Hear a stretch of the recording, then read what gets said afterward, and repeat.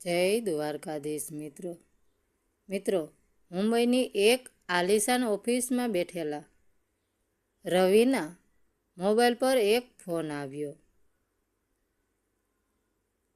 Phone એના વતન રાજકોટથી હતો.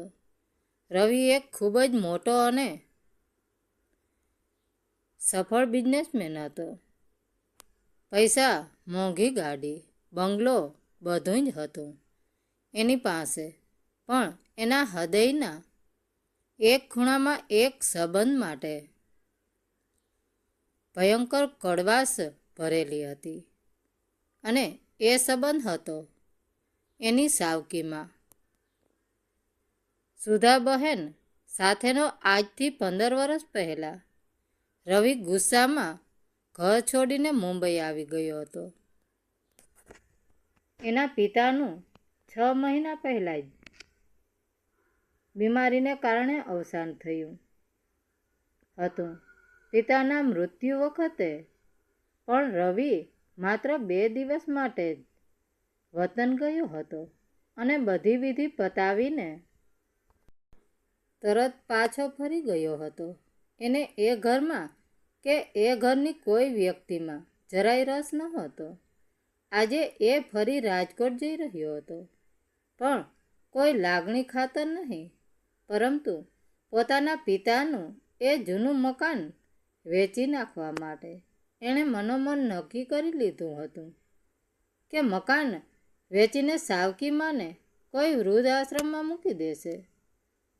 રવિની ચમકતી ગાડી એના જૂના મકાન પાસે આવીને ઊભી રહી. મકાનનો ઘાટ ખાધેલો લોખંડનો દરવાજો ખોલીને રવિ અંદર પ્રવેશ્યો. આંગણામાં એક ખૂણે તુલસીનો ક્યારો હતો અને ઓસરીમાં એક તૂટેલા ખાટલા પર સુધાબેન બેઠા હતા. એમની ઉંમર 60 વર્ષની હતી આસપાસ હશે. શરીર સાવ લેવાઈ ગયું હતું. આંખો ઊંડી ઉતરી ગઈ હતી અને પહેરવેશમાં એક સાવ સાદી રંગની ઉડી ગયેલી સાડી હતી. રવિને જોતા જ એમની આંખોમાં જાણે એકાએક ચમક આવી ગઈ. એ ધ્રુજતા પગે ઊભા થયા અને રવિ તરફ આગળ વધ્યા. આવી ગયો મારો દીકરો? કેટલો દુબળો થઈ ગયો છે તું? સુધાબહેનનો અવાજ ફાટી રહ્યો હતો. એમણે રવિના માથા પર હાથ મૂકવા માટે પોતાનો ધ્રુજતો હાથ લંબાવ્યો, પણ રવિએ તરત જ પોતાનું મોઢું ફેરવી લીધું અને અત્યંત કઠોર અવાજમાં બોલ્યો, મારા પર ખોટો પ્રેમ દેખાડવાની કોઈ જરૂર નથી. હું તમારો દીકરો નથી. મારી સગી માં તો હું 7 વર્ષનો હતો ત્યારે જ ભગવાન પાસે જતી રહી હતી. તમે તો માત્ર એની જગ્યા પચાવી પાડવા આવ્યા હતા. હું અહીં ફક્ત આ મકાનનો સોદો કરવા અને એના કાગળિયા લેવા આવ્યો છું. 2 દિવસમાં આ મકાન ખાલી કરવાનું છે, એટલે તમારો સામાન બાંધી લેજો. સુધાબહેનનો લંબાયેલો હાથ હવામાં જ રહી ગયો. એમની આંખોમાંથી 2 આંસુ સરી પડ્યા, પણ એ કાંઈ બોલી ન શક્યા. રવિ સીધો જ પોતાના પિતાના ઓરડામાં જતો રહ્યો.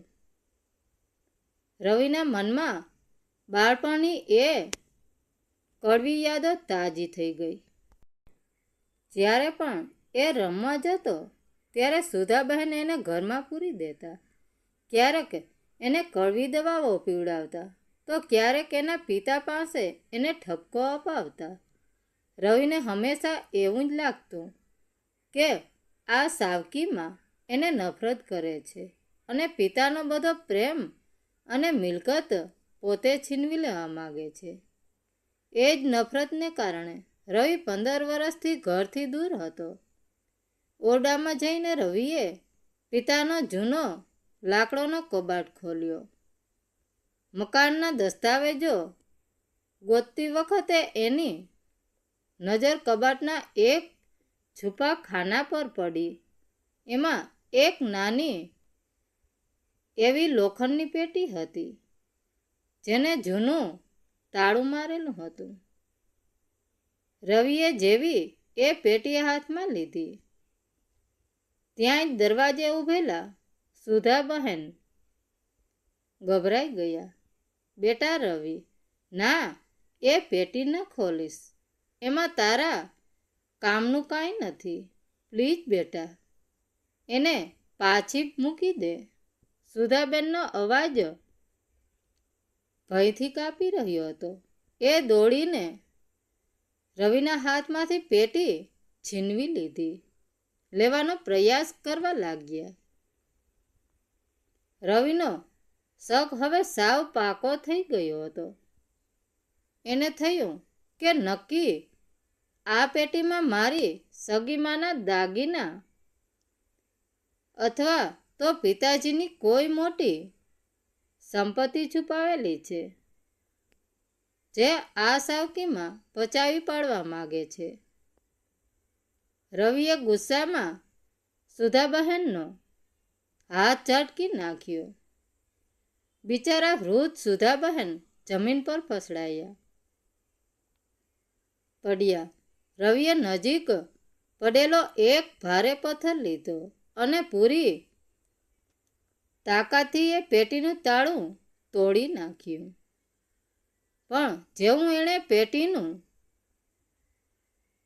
ઢાંકણું ખોલ્યું, એની આંખો ફાટી ગઈ અને શ્વાસ થંભી ગયા. અંદર કોઈ સોના ચાંદીના દાગીના નહોતા, પણ એવું કંઈક હતું જેણે રવિના પગ નીચેથી જમીન ખસેડી નાખી. પેટીનું તાળું તૂટવાનો અવાજ આખા ઓરડામાં ગૂંજી ઉઠ્યો.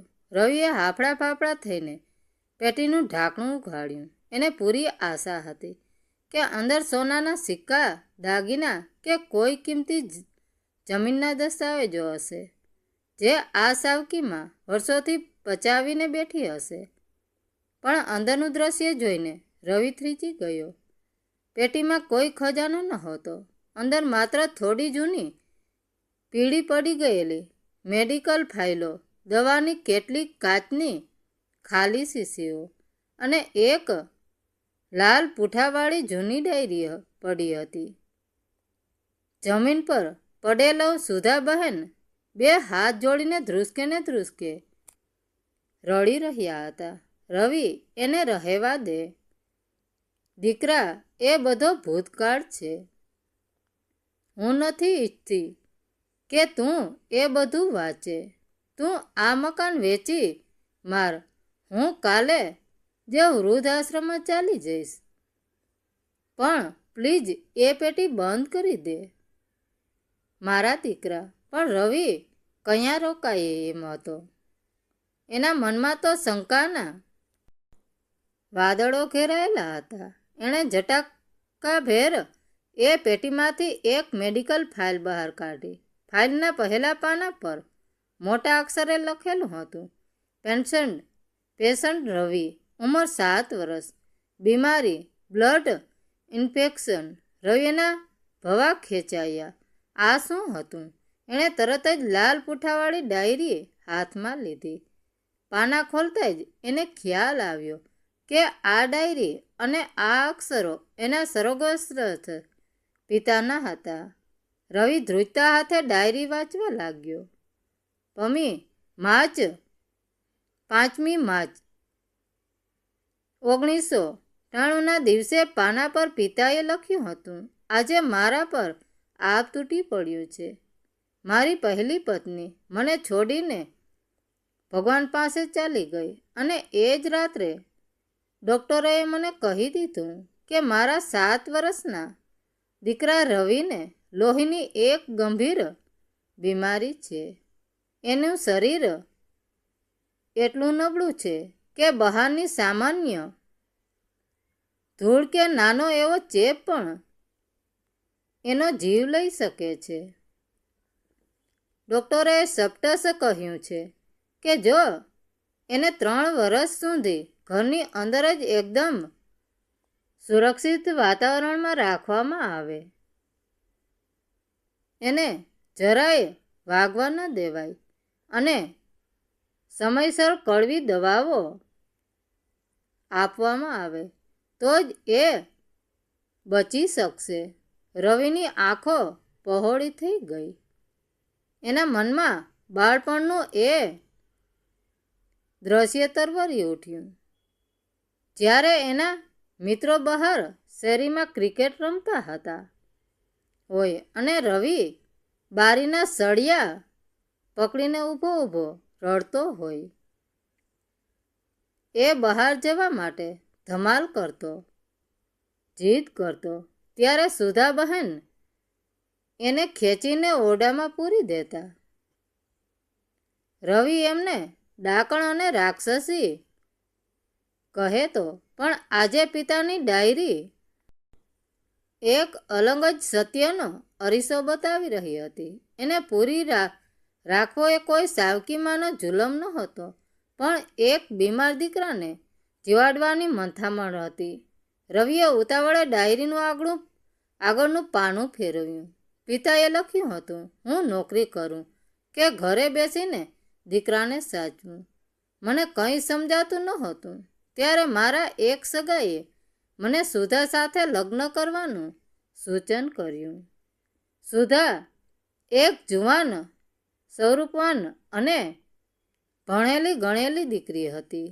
એણે મારા જેવા વિધુર અને મોત સામે ઝઝૂમતા એક બીમાર બાળકના બાપ સાથે લગ્ન કર્યા. લગ્નના પહેલા જ દિવસે સુધાએ મને વચન આપ્યું હતું કે એ ક્યારેય પોતાનું બાળક પેદા નહીં કરે, જેથી એનો પૂરો સમય અને પ્રેમ માત્ર ને માત્ર રવિને જ મળે. રવિ બીમારીને લીધે ચીડચીડિયો થઈ ગયો હતો. એ દવા પીવાની ના પાડતો, દવા થૂકી નાખતો. ત્યારે સુધા કઠોર બનીને પોતાના ખોળામાં એના હાથ પગ દબાવી રાખીને એને પરાણે દવા પીવડાવતી. રવિ એને નફરત કરવા લાગ્યો. એ સુધાને ગાળો આપતો, બચકા ભરતો, પણ મારી સુધા બંધ બારણે એકલી રડી લેતી અને રવિની નફરત હસતા મુખે સહન કરી રહી હતી. રવિના હાથમાંથી ડાયરી છટકી ગઈ. એના ગળે ડૂમો બાજી ગયો હતો.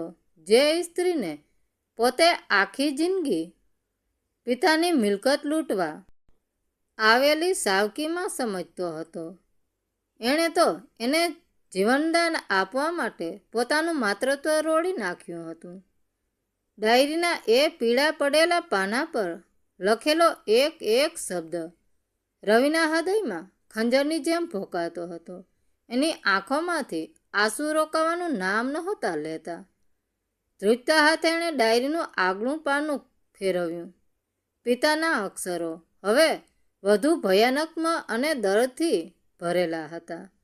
પિતાએ લખ્યું હતું, વર્ષ 2001 રવિની બીમારી અચાનક વકરી ગઈ. ડૉક્ટરે હાથ ઊંચા કરી લીધા અને કહ્યું કે બાળકને બચાવવું હોય તો તાત્કાલિક મુંબઈ લઈ જઈને મોટું ઓપરેશન કરવું પડશે. એ જમાનામાં 5 લાખ રૂપિયાનો ખર્ચો હતો. મારી પાસે 5,000 પણ નહોતા. હું સાવ ભાંગી પડ્યો હતો. હું હોસ્પિટલના પગથિયે બેસીને પોક મૂકીને રડતો હતો કે મારો દીકરો હવે નહીં બચે. પણ એ દિવસે મારી સુધાએ જે કર્યું એ કોઈ સગી મા પણ કદાચ ન કરી શકે. રવિ શ્વાસ રોકીને વાંચી રહ્યો હતો. સુધાએ પોતાના પિયરથી મળેલા તમામ સોનાના દાગીના જે એણે ક્યારેય પહેર્યા પણ નહોતા એ બધું જ વેચી દીધું. છતાં ઓપરેશન અને મોંઘી દવાઓ માટે પૈસા ઘટતા હતા. ત્યારે મારી સુધાઈએ, જેણે પોતાના ઘરમાં ક્યારેય કચરો પોતું નહોતું કર્યું, એણે મુંબઈની હોસ્પિટલની આસપાસના 10-10 ઘરોમાં વાસણ માંજવાનું અને રસોઈ કરવાનું કામ શરૂ કર્યું. દિવસ રાત જોયા વગર એ લોકોના એઠા વાસણો ઘસતી રહી, જેથી તારી દવાઓનો ખર્ચો નીકળી શકે. આ વાંચતા જ રવિને બાળપણનો એ પ્રસંગ યાદ આવી ગયો. એ હોસ્પિટલના બિછાને છૂતો હતો અને સુધાબહેન જ્યારે એને મળવા આવતા ત્યારે રવિ મોઢું બગાડીને કહેતો, મારાથી દૂર રહેજે, તારા કપડામાંથી ડુંગળી મસાલા અને પરસેવાની ગંદી વાસ આવે છે, તું મને જરાય નથી ગમતી. ડાયરીમાં એનો પણ ઉલ્લેખ હતો. દીકરા રવિ, તું એને ધૂતકારતો હતો, પણ સુધા ક્યારેય તારી સામે રડી નહીં. એ હસીને તારાથી 2 ફૂટ દૂર બેસી જતી હતી. એને ડર હતો કે એના પરસેવાના કારણે તને કોઈ ઇન્ફેક્શન ન લાગી જાય. દીકરા, તું જેને ગંદી વાસ કહેતો હતો ને, એ જ પરસેવાના કમાણીથી તારા શ્વાસ ચાલતા હતા. રવિ 2 હાથ વડે પોતાનું મોઢું છુપાવીને ધ્રુસકે ને ધ્રુસકે રડી પડ્યો. પણ ડાયરીનું છેલ્લું પાનું તો જાણે રવિના અહંકારના ટુકડે ટુકડા કરવા માટે જ લખાયું હતું. પિતાએ ડાયરીના અંતમાં લખ્યું હતું, રવિ, તું 15 વર્ષ પહેલાં મારી અને સુધાની સાથે ઝઘડો કરીને ગુસ્સામાં ઘર છોડીને મુંબઈ જતો રહ્યો. તે ક્યારેય પાછું વાળીને ન જોયું. મુંબઈમાં શરૂઆતમાં તું રખડતો હતો, પછી તારો પોતાનો બિઝનેસ શરૂ કરવા માટે જે તને 50 લાખ રૂપિયાની મોટી મદદ કરી હતી, એ કોઈ કંપની નહોતી, એ સુધા હતી. એના પિતાના મૃત્યુ પછી એને જે પિયરની જમીન હિસ્સામાં મળી હતી, એ જમીન વેચીને એણે એક વકીલ મારફતે તને પૈસા મોકલાવ્યા હતા. એણે વકીલને કડક સૂચના આપી હતી કે તને ક્યારે એનું નામ ખબર ન પડવી જોઈએ, કારણ કે એ જાણતી હતી કે જો એનું નામ હશે તો તું નફરત અને અહંકારમાં એ પૈસા ઠુકરાવી દઈશ અને તારું ભવિષ્ય રોડાઈ જશે. ડાયરી પૂરી થઈ ગઈ. રવિના હાથમાંથી એ લાલ પૂંઠાવાળી ડાયરી સરકીને નીચે પડી ગઈ. જે સામ્રાજ્ય પર, જે પૈસા પર રવિ આટલો બધો અહંકાર કરતો હતો, જે ગાડીમાં બેસીને એ મકાનનો સોદો કરવા આવ્યો હતો, એ બધું જ આ સાવકીમાના બલિદાનની ભીખ હતી. એનો એક એક શ્વાસ, એની એક એક સફળતા સુધાબહેનના પરસેવા અને આંસુઓથી ચીરાયેલી હતી. રવિ ધીમેથી ઊભો થયો. એના પગ કાપી રહ્યા હતા. એણે ધીમા પગલે ઓરડાની બહાર ઓસરીમાં જોયું. ઓસરીમાં સુધાબહેન હજુ પણ એ જ તૂટેલા ખાટલા પર બેઠા હતા અને પોતાના ફાટેલા સાડીના પાલવથી આંસુ લૂછી રહ્યા હતા. એ જ સાવકીમાં હતી જેને રવિ 2 દિવસમાં વૃદ્ધાશ્રમ ધકેલવાનો હતો. રવિના પગ જાણે જમીન સાથે જકડાઈ ગયા હતા. એના હાથમાંથી પિતાની એ ડાયરી સરકીને નીચે પડી ગઈ. જે અહંકારના નશામાં એ આજ સુધી જીવતો હતો, એ નશો એક જ પળમાં ચકનાચૂર થઈ ગયો હતો. બહાર ઊભેલી એની કરોડોની ચમકતી ગાડી અને ઓસરીમાં ફાટેલી સાડી પહેરીને બેઠેલી એની માં, આ 2 દ્રશ્યો વચ્ચેનો તફાવત રવિને અંદરથી ખાઈ રહ્યો હતો. રવિ ધીમા ડગમગતા પગલે ઓસરીમાં આવ્યો. સુધાબહેન હજુ પણ નીચું જોઈને પોતાના આંસુ લૂછી રહ્યા હતા. એમને ડર હતો કે હમણાં રવિ ગુસ્સામાં આવીને બધો સામાન ઘરની બહાર ફેંકી દેશે, પણ એવું કંઈ ના થયું. અચાનક રવિ સુધાબહેનના પગમાં ઢળી પડ્યો. એણે એ વૃદ્ધ અને કરચલીવાળા પગને પોતાના બંને હાથથી પકડી લીધા અને નાના બાળકની જેમ ધ્રુસકે ને ધ્રુસકે રડવા લાગ્યો. માં, ઓ માં, મારી માં, મને માફ કરી દે. હું સાવ આંધળો થઈ ગયો હતો. રવિના મોઢેથી જિંદગીમાં પહેલીવાર હૃદયપૂર્વક માં શબ્દ નીકળ્યો હતો. સુધાબહેન હેબતાઈ ગયા. જે દીકરાએ 15 વર્ષથી એમની સામે સરખી રીતે જોયું પણ નહોતું, એ આજે એમના પગમાં પડીને રડી રહ્યો હતો. એમણે ધ્રુજતા હાથે રવિને ઊભો કરવાનો પ્રયત્ન કર્યો. અરે મારા દીકરા, ગાંડો થયો છે કે શું? ઊભો થા મારા બાપ. રડે છે કેમ? શું થયું તને? રવિએ ઊભા થઈને સીધી જ સુધાબહેનને બાદ પીડી લીધી. માં, પપ્પાની પેલી ડાયરીએ મને બધું જ જણાવી દીધું છે. મારી બીમારી, તારું એઠા વાસણ માંજવા જવું, તારી પિયરની જમીન વેચીને મારો બિઝનેસ ઊભો કરવો, બધું જ તમે મારા માટે તમારું માતૃત્વ રોળી નાખ્યું અને મેં તમને આખી જિંદગી માત્ર નફરત જ આપી. હું એકલો મોટો પાપી છું. માં સુધાબહેન એના માથા પર હાથ ફેરવતા રડી પડ્યા. અરે ગાંડા, એમાં પાપ શેનું? તું તો મારો દીકરો છે અને માં પોતાના સંતાન માટે કંઈ કરે તો એનો હિસાબ થોડો રાખવાનો હોય. તે મને નફરત કરી, પણ મેં તો તને હંમેશા મારો જ અંશ માન્યો છે. રવિ થોડો શાંત થયો, પણ એની નજર સુધાબહેનની દયનીય હાલત પર પડી. ઘરની તૂટેલી છત, ખાલી ડબ્બાઓ અને સુધાબહેનનું લેવાઈ ગયેલું શરીર. એણે બંને હાથમાં સુધાબહેનનો ચહેરો પકડીને પૂછ્યું, પણ માં, પપ્પાના ગયા પછી આ 6 મહિનામાં તમારી આ હાલત કેવી રીતે થઈ ગઈ? પપ્પાની થોડી બચત તો હતી ને? અને તમે મને એક ફોન કેમ ન કર્યો? આ સાંભળીને સુધાબહેનની આંખો ફરી ભરાઈ આવી. એમણે એક ઊંડો નિસાસો નાખ્યો અને બોલ્યા, બેટા,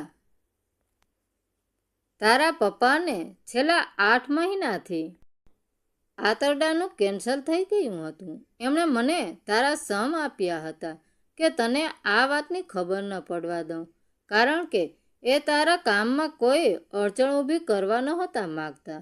એમની મોંઘી સારવારમાં બધી બચત વપરાઈ ગઈ અને ઘર પર થોડું દેવું પણ થઈ ગયું. એ તો ન બચ્યા, પણ લેણદારો ઘરે આવવા લાગ્યા. સુધાબહેને પોતાના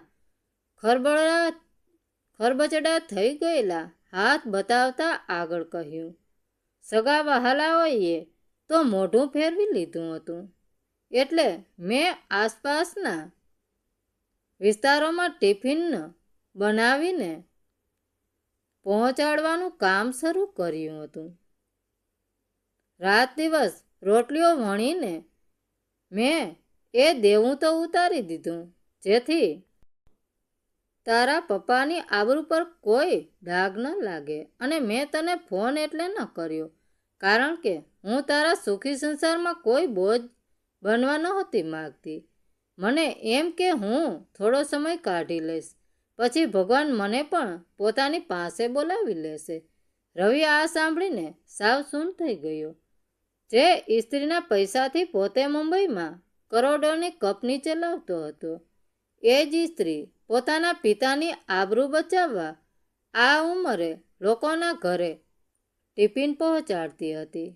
રવિને પોતાની જાત પર અત્યંત ધિક્કાર થવા લાગ્યો. પણ હવે રવિ ચૂપ રહેવા માગતો ન હતો. એણે સુધાબહેનનો હાથ પકડ્યો અને એક એવો નિર્ણય લીધો જેણે આખી વાર્તાનો અર્થ બદલી નાખ્યો. રવિના હાથમાં મકાન વેચવાના પેલા દસ્તાવેજો અને કાગળિયા હજુ પણ પકડાયેલા હતા. એણે સુધાબહેનની સામે જ એ દસ્તાવેજોના ટુકડા કરી નાખ્યા અને હવામાં ઉડાવી દીધા. માં, આ મકાન હવે ક્યારેય નહીં વેચાય. આ તો મારું તીર્થધામ છે. પણ હવે તમે અહીં આ ખંડેરમાં એકલા નહીં રહો. રવિએ અત્યંત મક્કમ અને ભાવુક અવાજે કહ્યું. સુધાબહેન ગભરાયા. તો હું ક્યાં જઈશ બેટા? કોઈ વૃદ્ધ આશ્રમમાં? રવિની આંખમાંથી ફરી આંસુ ઘસી આવ્યા. એણે પોતાનો હાથ પોતાના જ ગાલ પર માર્યો. માં, એવો પાપી શબ્દ બોલીને હવે મને વધુ શરમમાં ન મૂકો. તમે મારી સાથે મુંબઈ આવો છો. મારું એવડું મોટું ઘર, મારી કંપની, મારી ગાડીઓ, એ બધું તમારું જ તો છે. આ રવિનું આખું અસ્તિત્વ જ તમારા પરસેવેથી બન્યું છે. હવે મારી માં ક્યારેય લોકોના એઠા વાસણ કે ટિફિન નહીં બનાવે. હવે મારી માં મારા ઘરમાં રાણીની જેમ રહેશે. સુધાબહેન ભાવ વિભોર થઈ ગયા. એમણે રવિને માથે હાથ મૂકીને ખૂબ આશીર્વાદ આપ્યા. રવિએ જાતે જ ઘરમાંથી સુધાબહેનનો સામાન પેક કરવા માંડ્યો. સામાનમાં હતું જ શું, માત્ર 2-3 જૂની ફાટેલી સાડીઓ અને પિતાજીની એક છબી. રવિએ એ છબી છાતીએ લગાડી અને 2 હાથ જોડીને મનોમન પિતાની માફી માગી.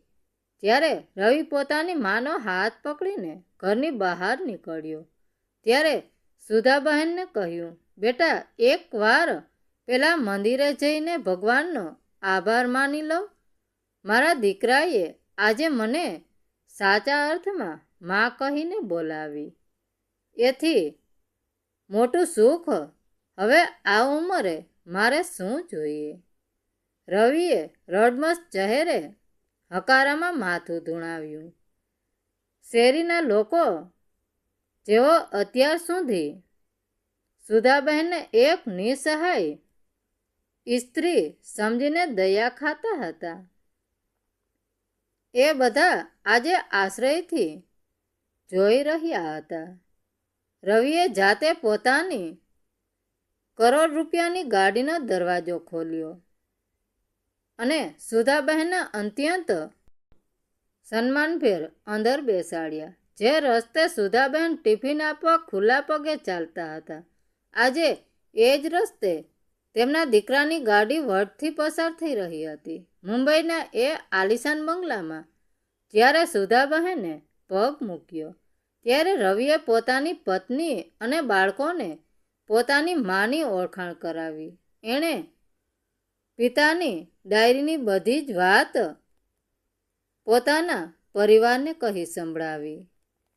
રવિની પત્ની પણ આ બલિદાનની વાત સાંભળીને રડી પડી. એણે આગળ વધીને સુધાબહેનના પગ પકડી લીધા અને કહ્યું, બા, અમને માફ કરજો. અમે તમને સમજવામાં બહુ મોડું કરી દીધું. આજથી આ ઘરની ચાવી અને અમારા હૃદયની ચાવી બંને તમારી પાસે જ રહેશે. જે મુંબઈ શહેરમાં સુધાબહેને ક્યારેય પોતાના દીકરાનો જીવ બચાવવા પારકા લોકોના એઠા વાસણ માંજ્યા હતા, આજે એ જ શહેરમાં એ કરોડોની કંપનીના માલકીની મા તરીકે એક મહારાણીની જેમ જીવી રહ્યા હતા. રવિ હવે દરરોજ ઓફિસ જતા પહેલા પોતાની માના ચરણ સ્પર્શ કરવાનું ક્યારેય નહોતો ભૂલતો. એના માટે દુનિયાની બધી જ દોલત કરતાં એની સાવકીમાં ના ચહેરાનું શ્રીમત અને એમના આશીર્વાદ લાખો ગણા વધારે હતા, કિંમતી હતા. મિત્રો, વાર્તા કેવી લાગી? સારી લાગી હોય તો કોમેન્ટ કરીને જરૂર જણાવજો. ધન્યવાદ મિત્રો. રાધે રાધે. જય દ્વારકાધીશ.